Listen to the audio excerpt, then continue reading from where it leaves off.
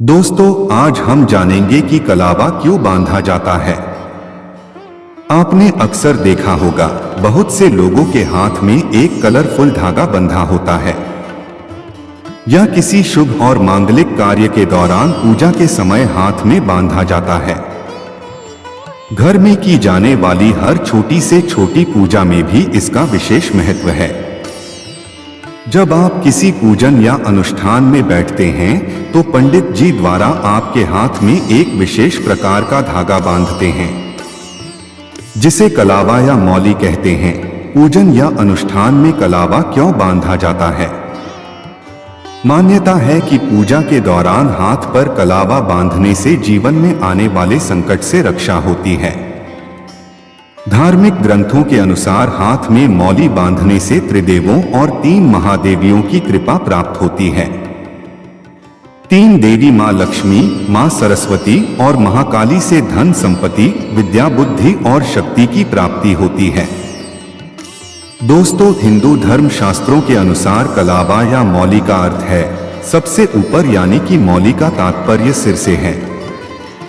मौली को कलाई में बांधे जाने के कारण इसे कलावा भी कहते हैं तथा इसका वैदिक नाम उपमणिबंध है। भगवान शिव के सिर पर चंद्र विराजमान है, इसीलिए इसे चंद्रमौली भी कहा जाता है। कहा जाता है कि जब इंद्र जी वृत्रासुर से युद्ध करने जा रहे थे, तब इंद्राणी ने इंद्र जी की दाहिनी भुजा के कलाई पर रक्षाकवच के रूप में कलावा बांधा था और इंद्र इस युद्ध में विजयी हुए। तब से रक्षा सूत्र बांधने की प्रथा आज तक चली आ रही है। दोस्तों, क्या आप जानते हैं हाथ में कलावा बांधने या बदलने से पहले कुछ खास नियम होते हैं? नहीं तो जान लें। इन नियमों को ध्यान में रखकर ही पूजा के दौरान कलावा बांधना और बदलना चाहिए।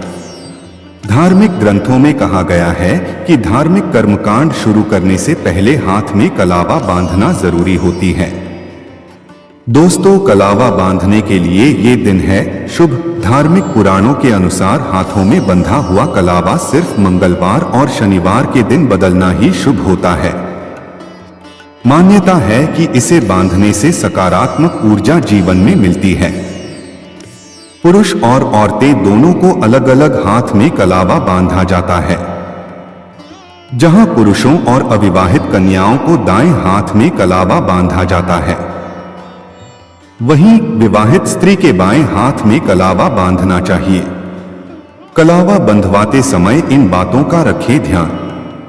मान्यता है कि हाथ में कलावा बंधवाते समय उस हाथ की मुट्ठी बंधी होनी चाहिए और दूसरे हाथ को सिर पर रखना चाहिए। साथ ही इस बात का भी ध्यान रखें कि मौली को सिर्फ 3 बार ही लपेटना चाहिए। इसके साथ ही ध्यान रखें कि पुरानी मौली को कभी फेंकना नहीं चाहिए, बल्कि इसे पीपल के पेड़ के नीचे डाल देना चाहिए। दोस्तों, क्या है कलावा बांधने का वैज्ञानिक कारण? दरअसल मौली का धागा कच्चे सूत से तैयार किया जाता है और यह कई रंगों जैसे लाल, काला, पीला अथवा केसरिया रंगों में होती है। ज्यादातर लोग सही कलाई में बांधते हैं। कलावा बांधने का वैज्ञानिक कारण यह है कि इससे वात, पित्त और कफ का संतुलन बना रहता है। Diabetes, blood pressure, heart attack और लकवा जैसे गंभीर रोगों से कलावा बचाने में सहायक है। आदिकाल वैद्य इसीलिए हाथ, कमर, गले व पैर के अंगूठे में इसे बंधवाते थे। शरीर की संरचना का प्रमुख नियंत्रण हाथ की कलाई में होता है।